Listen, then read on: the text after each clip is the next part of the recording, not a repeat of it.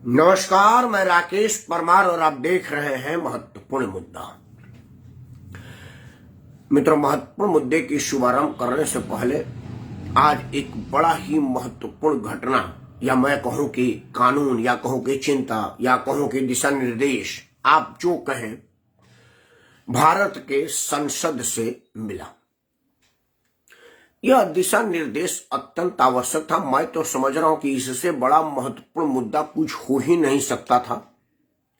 इसी पर मुझे बात करनी थी, लेकिन मैंने आज जो मुद्दा उठाया अब्दुल बारी सिद्दीकी का, वो इससे ज्यादा खतरनाक मुद्दा है और खतरे पर बात करना ज्यादा जरूरी है। यह तो हमारे किसानों की मेहनत, भारत महान की उपजाऊ भूमि से संभव भी हो सकता है, लेकिन अब्दुल बारी सिद्दीकी की समस्या का समाधान तो चिंता, चर्चा और बातचीत से ही होगा, इसलिए मैं उसको महत्वपूर्ण बताया। लेकिन आज जो संसद ने अपनी चिंता जाहिर की है, संसद के एक लिखित प्रश्न में खाद्य एवं आपूर्ति मंत्री ने यह कहा संसद को कि भाई, अब भोजन की बर्बादी पर जड़ से प्रहार करने के लिए हमको विद्यार्थियों के सिलेबस में एक पन्ना जोड़ना पड़ेगा, जिसमें उनको भोजन के महत्व की जानकारी दी जाएगी और भोजन बर्बाद न करे और उसको बचाए, इसके लाभ गिनाए बताए जाएंगे। मैं समझता हूं कि यह बात 1952 में ही हो जाना चाहिए था, क्योंकि जब 1952 में हमारा देश आजाद हुआ था तो हमारी स्थिति इतनी खराब थी कि हमको अमेरिका से वहां के सुअर का खाने वाले अनाज को लाने पर मजबूर होना पड़ा था। हमको अपना स्वाभिमान तक बेचना पड़ा उस अनाज को लेने के लिए। भारत में अनाज की स्थिति तब इतनी बुरी थी कि भारत के सर्वमान्य ईमानदार प्रधानमंत्रियों से एक आदरणीय लाल बहादुर शास्त्री ने एक दिन उपवास करने का ठाना था। दुनिया के अर्थशास्त्रियों का दिमाग चकरा गया था उनके उपवास वाले व्रत से। उनको लगा कि भाई, इतनी बढ़िया, शानदार और इस बेहतर अर्थशास्त्र से तो अनाज की संकट ही दुनिया से खत्म हो जाएगी अगर पूरी दुनिया लाल बहादुर शास्त्री के बातों को मान ले। उन्होंने अनाज से लड़ने के लिए, अनाज भंडार बढ़ाने के लिए अपने आलीशान बंगले में जो खाली जमीन पड़ी थी, जहां फूल, गमले और टहलने के लिए रखा जाता है, उसमें लाल बहादुर शास्त्री जी ने स्वयं हल चलाया था और उसमें की उपज गेहूं को स्वयं काटे थे और उसका भोज सब लोगों को बुलाया था, दिखाया था तब के पत्रकारों को कि इतने आलीशान बंगले में जिसमें हमको रहने के लिए दी गई है, मैं 2 कमरे में अपना काम चला लेता हूं, बाकी बेकार रहता है। इसमें टहलने, घूमने और फूल पत्ती से बढ़िया अनाज उपजाऊ किया जाए। तो बहुत सारे लोगों ने अपने बंगले में अनाज उत्पन्न करना शुरू कर दिया था। आज जो आज बालकनी में गोभी और फूल उगाया जाता है, वो उन्हीं की प्रेरणा थी। हालांकि एक हल्के शब्दों में कहा जाए तो उनके प्रेरणा से उनके ही महकमा के लोगों ने इतना ज्यादा उपजाऊ बना दिया कि अपने बालकनी में 200-500 करोड़ रुपए की गोभी उगा दी। 5 सितंबर में इसका उदाहरण है। और लालू प्रसाद यादव अपने गमले में कई हजार करोड़ की संपत्ति उगा दिए और अपने गाड़ी के जो गैराज में एक भैंस रखी गई है, उस भैंस से उन्होंने हजारों करोड़ रुपए का दूध बेच दिया। यह भी हुआ है, लेकिन वो अलग विषय है, आज उस पर चर्चा नहीं करेंगे। मित्रों, अनाज की बर्बादी 3 जगह इफेक्ट करती है। सबसे पहले तो आप एक बात जान लीजिए कि अनाज बर्बाद करने का अधिकार आपको है ही नहीं, क्योंकि आपने पैसा कमाया है, अनाज नहीं। अनाज किसान 365 दिन लगातार पसीना बहा करके धूल में, धूप में, बरसात में, अंधेरे में, उजाले में, हर समय अपने खेतों में व्यतीत किया है, बिना कपड़े के, बिना जूता चप्पल के। एक बात जान लीजिए कि खेती चप्पल पहन करके नहीं हो सकती, क्योंकि कभी आपको कीचड़ में डूबना पड़ता है तो कभी सूखे में बैठना पड़ता है। यह काम चप्पल पहन करके नहीं हो सकता है। जाड़े की सर्द रात में, पानी की सिंचाई के टाइम में आपको नाली में उतरना पड़ता है, अपने आप को पानी में भिगोना पड़ता है और तब जा करके फसल उत्पन्न होता है। मई जून की तपतपाती गर्मी में जिसमें आदमी के जल जाने का खतरा होता है, उसको दिन भर खेतों में बिताना पड़ता है, व्यतीत करना पड़ता है। कई बार पानी भी नहीं मिलता। भूखे प्यासे तड़पते किसान की तड़प मेहनत और उसके हाड़ तोड़ परिश्रम का परिणाम वह अनाज होता है जिसको आप बर्बाद कर रहे हैं। आपने प्लेट में लिया, अच्छा लगा या नहीं लगा, खाना था 1 रोटी, आपने 6 रोटी उठा ली और बाकी 5 रोटी को आपने नाले में फेंक दिया। वो अनाज नाले में जाता है तो किसी के खाने के योग भी नहीं रहता। इंसान तो छोड़िए, मवेशी भी नहीं खा पाते। फिर वो सड़ता है और उसमें से सड़ान उत्पन्न होती है, बदबू बनती है और कीड़े पड़ते हैं। जो पेट भरने के काम आता उतनी दुर्गति उसको दी जाती है। मित्रों, अनाज अगर हम बचाएंगे तो कल के लिए अनाज बनाएंगे और रखेंगे। एक अनुमान के मुताबिक 2050 के बाद धरती पर से अनाज भंडारण की क्षमता कम हो जाएगी और लोगों को खाने को नहीं मिलेगा। आमदनी, अठन्नी और खर्चा रुपए का परिणाम चीन है, जहां पर कीड़े मकोड़े तक लोग खाने पर मजबूर हो गए हैं, क्योंकि मरता क्या न करता। भूखे आदमी एक पल भी नहीं रह सकता। वो तो अपना मांस खुद खा सकता है अगर उसको भूख के लिए और कोई ऑप्शन ना मिले तो। आज चीन में जो कीड़े मकोड़े लोग खा रहे हैं वो शौक से नहीं खा रहे हैं। हर आदमी को दूध मलाई खाने का श्रद्धा होता है, शौक होता है, लेकिन अगर उसे वो उपलब्ध नहीं है तो क्या करेगा? भूख या तो बर्दाश्त हो ही नहीं सकती। तो अनाज बड़ा महत्वपूर्ण है। आप 1 रोटी कम खाइए। हमारे गांव में मेरी माँ कहा करती थी कि कम खाना और गम खाना हमेशा फायदेमंद रहता है बेटा। तुम कम खाओगे तो शरीर मजबूत, तंदुरुस्त और स्वस्थ रहेगा, और गम खाओगे तो समाज में हैसियत बनी रहेगी, इज्जत बची रहेगी, मार पिटाई कुटाई नहीं होगी। इसलिए मित्रों, मैं हाथ जोड़ के प्रार्थना करता हूं कि आप कम खाइए और गम खाइए। अनाज की बर्बादी और गुस्से की बर्बादी बिल्कुल ना कीजिए। यह बड़ा कीमती चीज है, इसको जगह पर इस्तेमाल करिए। इसी बात का ताकीद के साथ आज का महत्वपूर्ण मुद्दा। मित्रों, बिहार में मंत्री रहे हैं, विधायक रहे हैं, सांसद रहे हैं, बहुत बड़े आदमी हैं। अपने आप को जेपी आंदोलन 1977 के पुरोधा में घोषित करते हैं। अब्दुल बरी सिद्दीकी राष्ट्रीय जनता दल मतलब लालू प्रसाद यादव के एमवाई कमीशन में जो मुसलमान वाला फैक्टर है वो अब्दुल बारी सिद्दीकी समझते थे और यादव वाला लालू यादव समझते थे, और दोनों मिलकर के मुस्लिम यादव गठजोड़ का जो बिहार में कॉकटेल बनाया था, उसका परिणाम आज है कि लालू प्रसाद यादव की सियासत अनवरत चल रही है। आज अब्दुल बरी सिद्दीकी को क्यों डर लग रहा है? बिहार में तो उनकी सरकार है, फिर डर किस बात का? अब्दुल बरी सिद्दीकी को सार्वजनिक मंचों पर यह कहना पड़ा कि एक मेरा बेटा अमेरिका में है और एक बेटी लंदन में है। मतलब अब्दुल बरी सिद्दीकी की आर्थिक स्थिति का अंदाज अब इस बात से लगा सकते हैं कि उनके बच्चे अमेरिका और लंदन में रहते पढ़ते हैं और वहां आलिशान जीवन व्यतीत करते हैं। वो यहाँ पर गरीब गुरबा के पार्टी की राजनीति करते हैं। खैर, यह तो देश के सभी लोगों में है, मैं अब्दुल बरी सिद्दीकी को उस बात के लिए दोषी नहीं दूंगा। लेकिन अब्दुल बरी सिद्दीकी की परेशानी जायज है कि अब उनके जैसे लोगों के रहने के लायक हिंदुस्तान नहीं रहा है। अब वो घबरा रहे हैं। ये कौन है अब्दुल बरी सिद्दीकी? अब्दुल बरी सिद्दीकी अगर अपने आप को लोकनायक जयप्रकाश नारायण के अनुयायी बताते हैं तो मतलब 70 से 77 के दशक में उन्होंने राजनीति का शुरुआत किया होगा और 77 में विधायक MP MLA बन गए होंगे।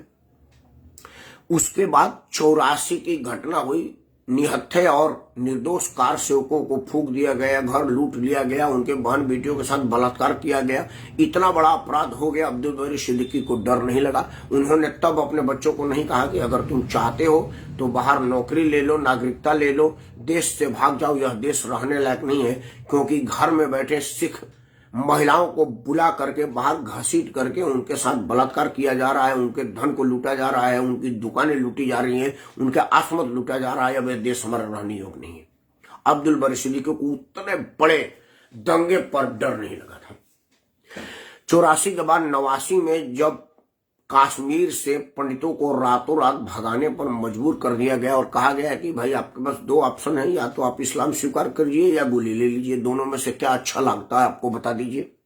अगर आप इस्लाम स्वीकार करते हैं तो उसका पहला नजराना अपनी जवान बेटी को हमसे निकाह पढ़वा करके कीजिए, तब भी आप पक्का मुसलमान बनेंगे, और गाय मांस खाइए और हमारे बूढ़ी माँ से शादी कर लीजिए, तभी आप पक्का मुसलमान माने जाएंगे, और नहीं तो ये गर्दन काटने का हलाक चक्कर देंगे, यह मान लीजिए।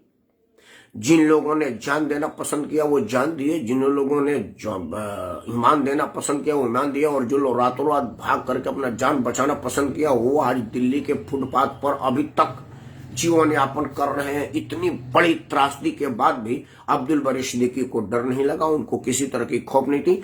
तब उन्होंने अपने बच्चों को नहीं कहा कि आप चाहो तो नागरिकता यहां ले सकते हैं, वहां ले सकते हैं, भारत छोड़ सकते हैं। जहां जिस भागलपुर से अब्दुल बरी सिद्दीकी राजनीति करते हैं वहां 3-3, 4-4 बार हिंदू मुस्लिम राइट हुआ और खोज खोज करके लोगों को मारा गया, जलाया गया, दफनाया गया। अब्दुल बरी सिद्दीकी को तब भी डर नहीं लगा। आरक्षण आंदोलन में कई लोगों को मार दिया गया, अब्दुल बरी सिद्दीकी को तब भी कोई डर नहीं लगा। जंगल राज में बिहार में सूर्यास्त और बिहारी मस्त जैसा सीन था, कोई हिम्मत नहीं करता था सड़कों पर निकलने के लिए, अब्दुल बरी सिद्दीकी को तब भी डर नहीं लगा। अब क्या हो गया अब्दुल बरी सिद्दीकी को डरने का? मित्रों, अब्दुल बरी सिद्दीकी और उनके जैसे लोगों को डरने की आवश्यकता है, निहायत आवश्यकता है। 2014 के बाद वो बिल्कुल सही कह रहे हैं कि यहां पर माहौल बदल गया है, क्योंकि अब सरेआम किसी सिख को खींच करके घर से मारा नहीं जा सकता। इतनी हिम्मत, हैसियत, औकात अब किसी गुंडे में नहीं है। मैं उत्तर प्रदेश के बलिया जिला का रहने वाला हूं। हमारे जिला के आजू बाजू के लोग ऐसे डरे हुआ रहते थे कि पुलिस के निगरानी में बंदूक के निर्माण में एक अपराधी AK-47 लेकर के जिप्सी के ऊपर बैठ करके फायरिंग करता हुआ लोगों में दहशत फैलाता जाता था, और पुलिस सैल्यूट करती थी, एस्कॉर्ट करती थी। अब वो जमाना नहीं है, वो सीधे स्ट्रेचर पर आ चुका है और व्हीलचेयर पर चल रहा है। मस्तानी खत्म हो गई उसकी। तो अब ऐसे लोगों की मस्तानी नहीं रही, तो उन लोगों को डरना ही चाहिए। अब अब्दुल बरी सिद्दीकी उसमें मुसलमान घुसेड़ रहे हैं, तो मैं अब्दुल बरी सिद्दीकी को बताना चाहूंगा कि मेरे उत्तर प्रदेश के मिर्जापुर की एक बेटी है सानिया मिर्जा। सानिया मिर्जा के पिता इतने बड़े धनवान नहीं थे कि अपने बेटी को लंदन स्कूल ऑफ इकोनॉमिक्स या अमेरिका के हार्वर्ड में पढ़वाते हैं। वो एक मामूली आदमी है, टीवी मैकेनिक का काम करते हैं। किसी की बिगड़ी टीवी को बना करके 10, 20, 50 रुपये लेते हैं, और यही कमाई के जरिए, क्योंकि वो पक्का मुसलमान है, उनका मुकम्मल ईमान है, इसीलिए वो और ज्यादा कुछ नहीं कर पाए। नहीं तो अपना बेटी को लंदन और पेरिस में पढ़ा सकते थे। उन्होंने मेहनत की, ईमानदारी की और अपने ईमान पर कायम रहे। आज उनकी लड़की एयरफोर्स में पायलट के लिए सिलेक्ट कर ली गई है और उसको डर नहीं लग रहा है। सानिया मिर्जा के पिताजी को बोला गया कि भाई अब आप अपने भारत में कैसा महसूस कर रहे हो? बोला दुनिया में वाहिद मुल्क है, अब इससे बढ़िया कहाँ हो सकता है। मेरी बेटी वायुसेना की जहाज उड़ाएगी और अब्दुल बरी सिद्दीकी जैसे लोगों के मंसूबों पर बम गिराएगी। उनको जल्दी से जल्दी भाग जाना चाहिए, क्योंकि उन पर बम गिराने वाले अब उन्हीं की बेटी, उन्हीं की कौम की बेटी तैयार हो गई है। दुश्मन के सामने अपना बाहुबल, मनोबल और अपने आत्मबल से मुकाबला करने के लिए सीने पर गोली खाएगी, पीठ नहीं दिखाएगी। तो अब्दुल बरी सिद्दीकी को डरना चाहिए, क्योंकि अब अब्दुल बरी सिद्दीकी जैसे लोगों के लिए वाकई बड़ा मुश्किल हो गया है। क्योंकि मोदी योगी के सरकार में अपराधियों का क्या हश्र हो रहा है, ये अब्दुल बरी सिद्दीकी बढ़िया से जानते हैं।